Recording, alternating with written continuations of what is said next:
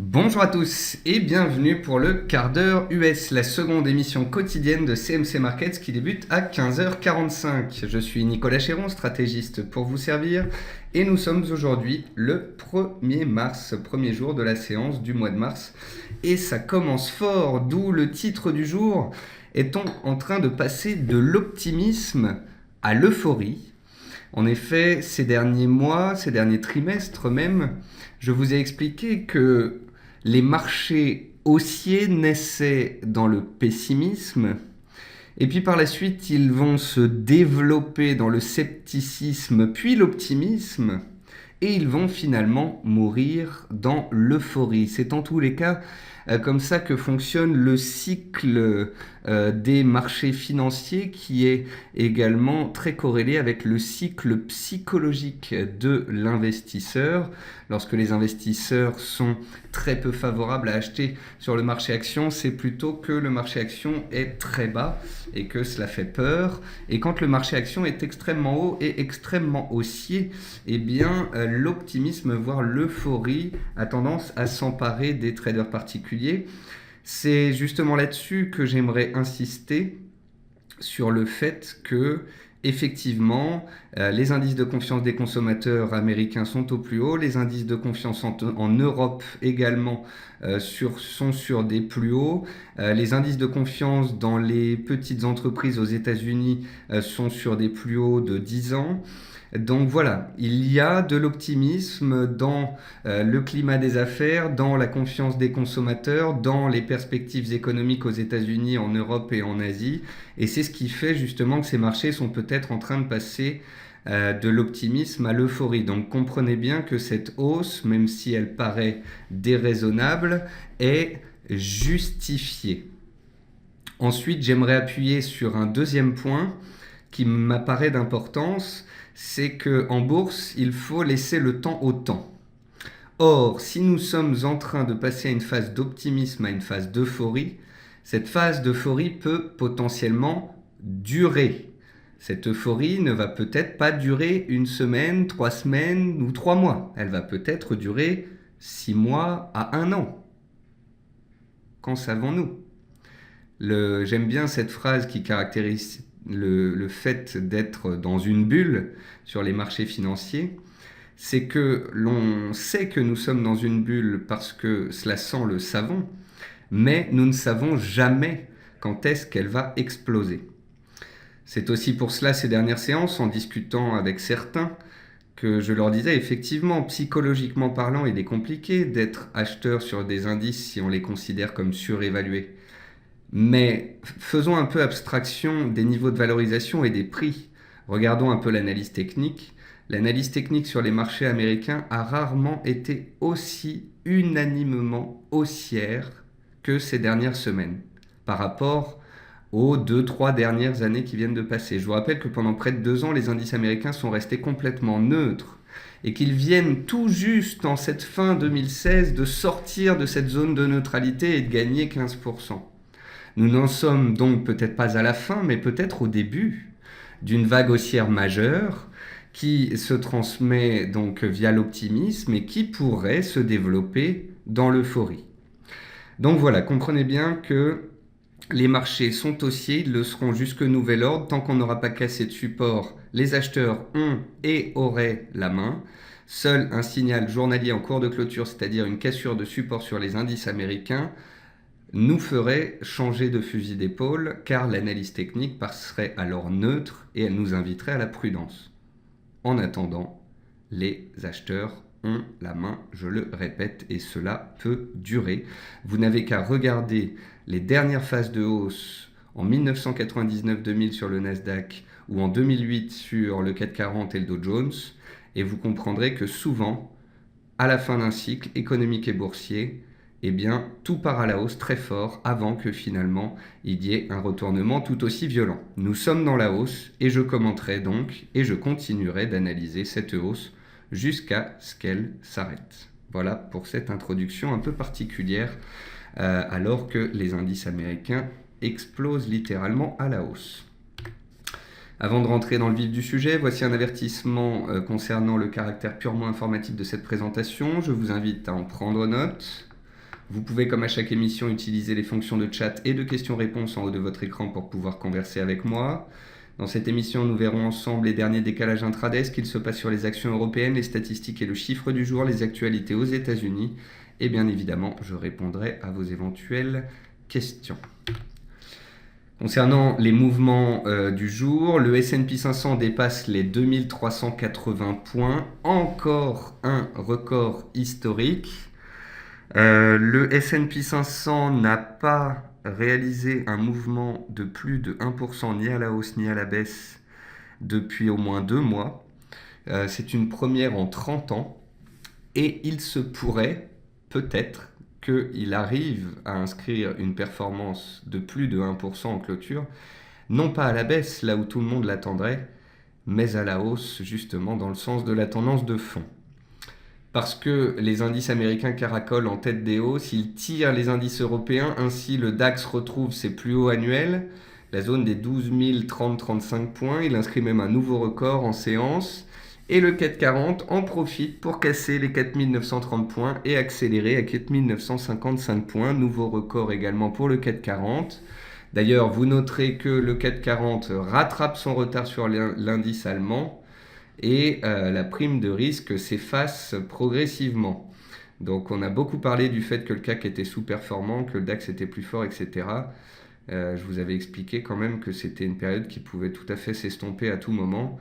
Et là, on le voit bien, puisqu'on a eu 40 titres du CAC 40 en hausse ce jour et un CAC qui gagne plus en termes de performance que le DAX. On notera un fait particulier, c'est que les 50 titres de l'Eurostoxx sont en hausse. Vous avez le palmarès des meilleures et des moins bonnes performances du jour de l'Eurostoxx en bas de votre écran. Et vous voyez que les 5 plus fortes hausses, ce sont quoi? Ce sont 5 bancaires. Enfin, on va dire 5 sociétés du secteur financier, 4 bancaires et AXA. Quand on a des bancaires en hausse, c'est généralement qu'on a de l'appétit pour le risque. Et donc que les marchés sont globalement haussiers. Donc ici, ce sont les bancaires qui drivent de nouveau les indices à la hausse. Je reviens à mes mouvements du jour. Le VIX chute de 4,8% à 12,85 points, signe d'une complaisance très forte. Le suspense est à son compte sur le pétrole WTI avant les stocks, alors qu'il est pile à 54 $, entre son support des 53 et sa résistance des 54,60. L'or met en danger sa tendance haussière et pourrait passer neutre en cours de clôture. En effet, je vous ai indiqué avant-hier que l'or faisait une figure de retournement.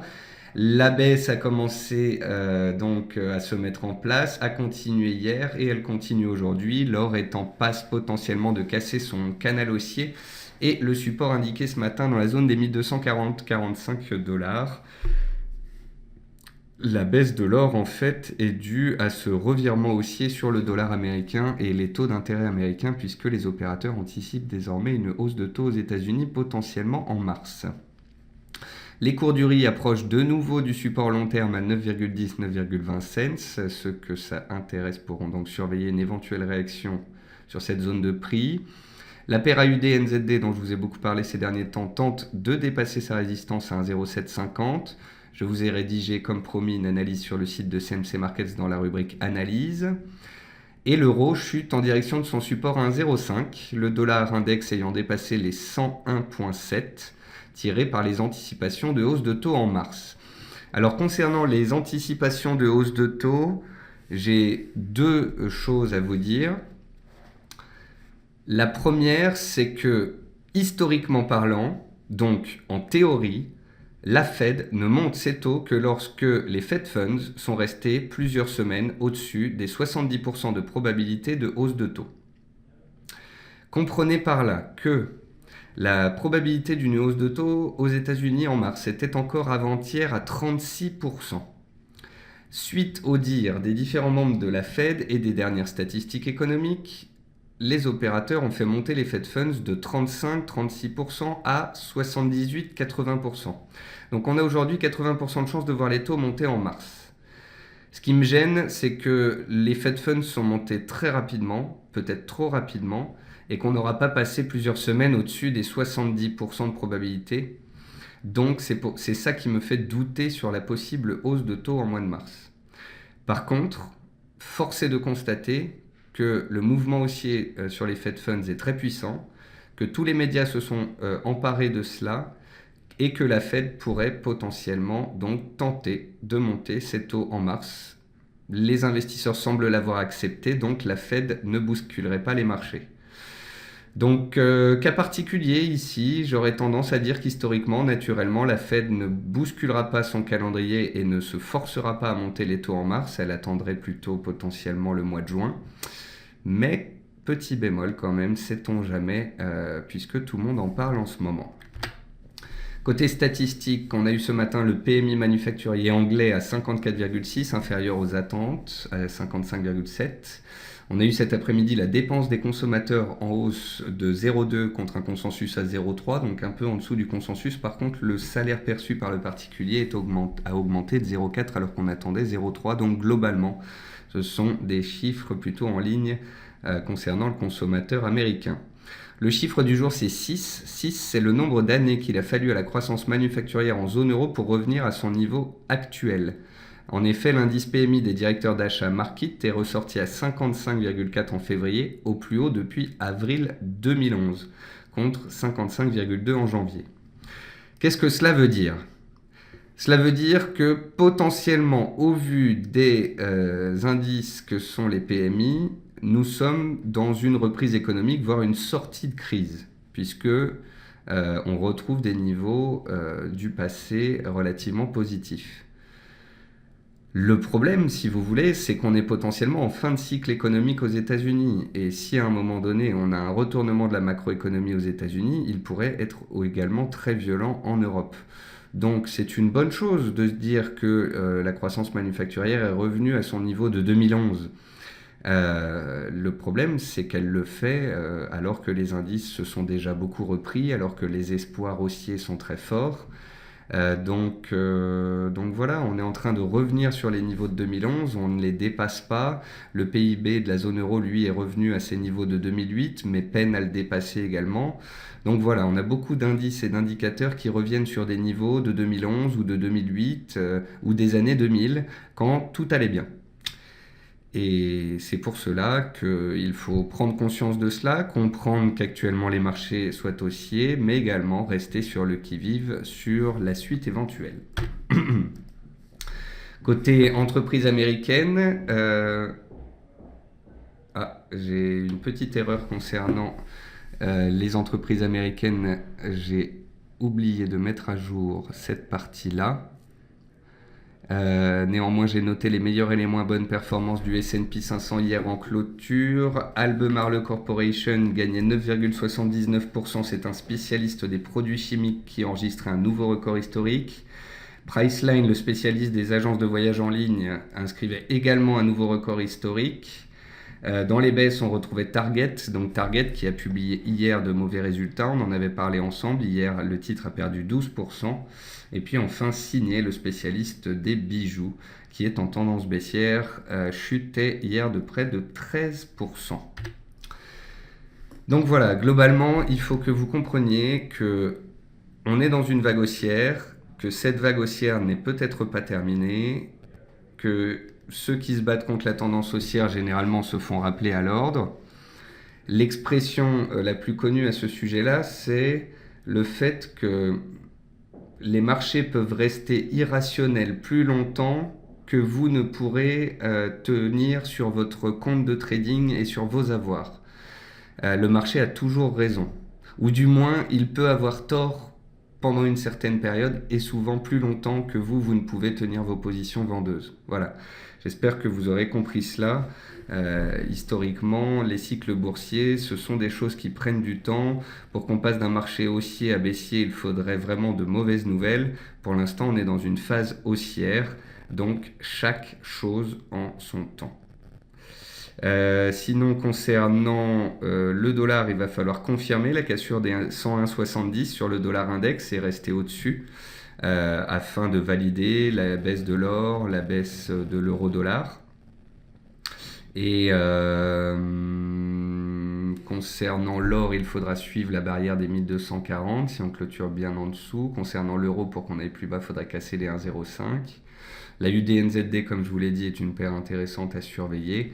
Et puis sur le pétrole, il faudra suivre la publication des stocks dans une demi-heure et voir si on a une des deux bornes qui casse les 53 ou les 54,60. Pour finir, je répondrai à Eric qui me dit « Quel est votre avis sur Direct Energy après ses résultats ?» Je pense qu'elle est toujours dans un range entre 32 et 37 euros. Vous avez complètement raison, mon cher Eric.